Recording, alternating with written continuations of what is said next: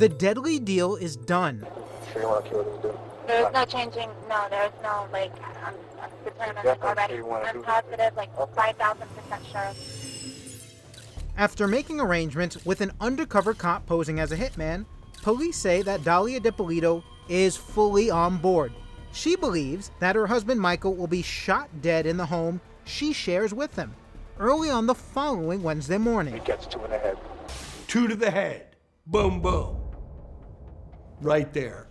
So now they have her re-soliciting for murder with an undercover hitman. And still, the story gets deeper and darker.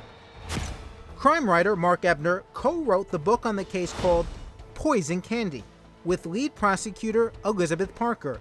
He has pored over all the evidence, testimony, and police reports. And it all adds up to a chilling story.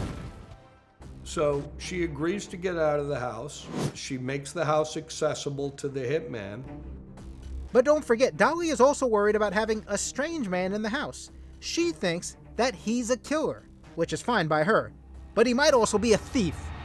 Before she leaves the house, she scoops up all her jewelry, about $80,000 worth of jewelry, throws it in her bag, and she goes to the gym.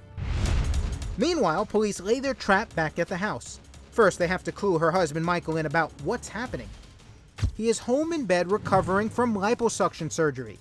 Later on, he will describe his reaction to a judge. I obviously looked like I was in shock or something, and that's when the guy blurted out, "Listen, you have to come with us. Your wife's gonna have you killed today." Well, I stood there and I kind of looked around, and I see a bunch of cameras in the bushes or wherever, and I just kind of said, what the hell is it? Like, I couldn't figure out what was going on. Outside on the street, police have already set up a true-to-life crime scene, as if Michael is already dead in the house. Michael Dippolito's reaction was one of utter shock. He felt like he was walking into an episode of Cops, and guess what? He was. It's true. Police have invited a professional TV crew from the show Cops to make sure they get it all on camera. When everything is ready to go, an officer on the scene makes a call to Dalia. Ma'am, I need to talk to you. It's very urgent when you come home. It involves your husband. There's been an incident. Okay, can you come right back to your residence, please? Yeah, I'm leaving right now. Is she okay? Ma'am, I'll tell you everything you need to know when you get here, okay? Okay. Thank you. All right, bye-bye. A seemingly very worried Dalia arrives in minutes. And what happens next should be in the murder for hire Hall of Shame. Listen, we had a report of a disturbance at your house, and there were shots fired. Is your husband Michael? Okay, I'm sorry to tell you, man. He's been killed. He's been killed, man. I'm sorry. No, he's not. Listen. No. Try to calm down. Listen, right now we need to get you to the station. No. We need to get you to our police station. I want to see him. I can't let you in, man. We have to do our job. It's a raw emotional scene. Unless you're seeing it through the eyes of someone who really knows this case. Before he even gets the word killed or shot out of his mouth, He's been killed. He's been killed, man. I'm sorry. No, he's not. she's got her head on his chest, she's falling over. Who he's connected to. Don't worry, we've already taken care of your dogs with animal control for right now. All of a sudden, it gets really strange because she doesn't really have much concern for the welfare of her husband as much as she's worried about her dogs that are in the house. Police take Dalia back to the station and sit her down.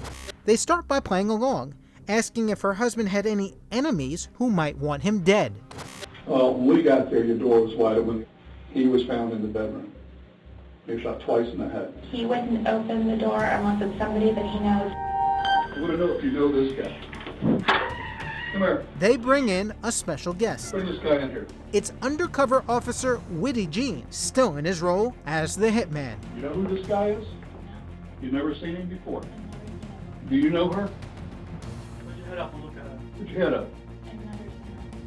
What were you doing coming out of her house? And suddenly it's the cops who drop the act. They are done playing around. You're going to jail today for solicitation of murder. You're under arrest. That's an undercover police officer. We filmed everything that you did, recorded everything that you did. You're going to jail for solicitation of first-degree murder of your husband. I didn't do it. Did you hear what I just told you? I heard what you said, but I didn't do anything.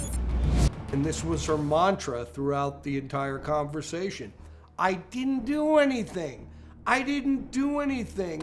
What do you want to do here? I didn't Dalia? do anything. Listen to I me. didn't do anything. You're going I to didn't jail. do anything, please. I didn't do anything. Can you folks stand up? Stand up, please. We go ahead and arrest her for solicitation of first-degree murder. No, I didn't talk to me, please. I did it. I was making sure he's still alive. I didn't do anything, and I didn't plot anything. I've got shot.